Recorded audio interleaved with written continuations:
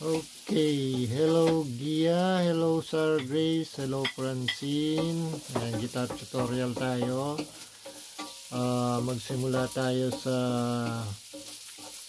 A ng guitar chords. Okay, A ng guitar chords. Tandaan nyo itong limang daliri ko. Itong una ay number 1, ito ay number 2, ito ay number 3, and ito ay number 4. At ito ay number 5. Okay? So, mag-start tayo sa key of A. And then, tandaan nyo rin itong mga strings na to. Yan, ito yung itong sa taas, ito yung number, ano ba number na ito?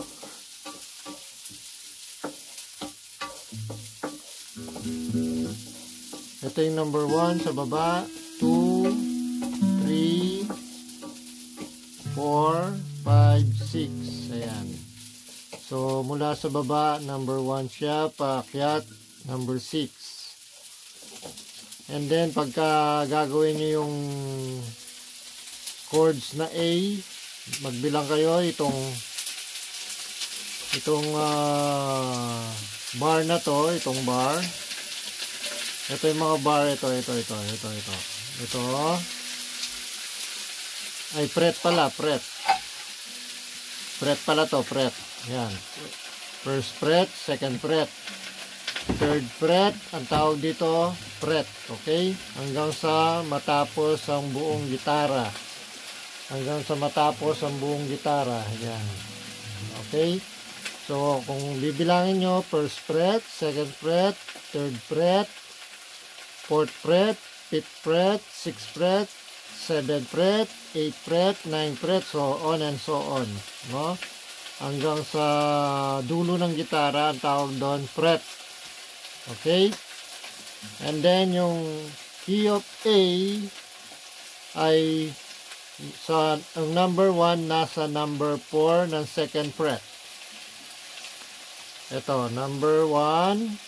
Ito, tandaan nyo yung sinabi ko kanina na ito number 1, number 2, number 3, number 4, and number 5. Ito yung number 5. Yung number 1 nyo, ilagay nyo dito sa number 4 ng string sa second fret.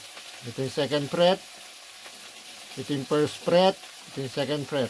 O, ilagay nyo dito sa number 4. At yung number 3, ito, number 3 na finger nyo, ilagay nyo dito sa third fret. Yan, dun sa third fret. Ayun. Ayan, I hope na nakikita nyo. Ayun. Yan, and then itong number 2 na finger ninyo, ilagay nyo dito sa number 2 na string. Lahat ng yan nandito sa second fret. Second fret yan, dito sa second fret. Ayan. Ayan. Tapos strum nyo siya, kailangan maliwanag yung pag-strum nyo. Okay? Yan yung A. Okay? Yan yung A. Yung A nasa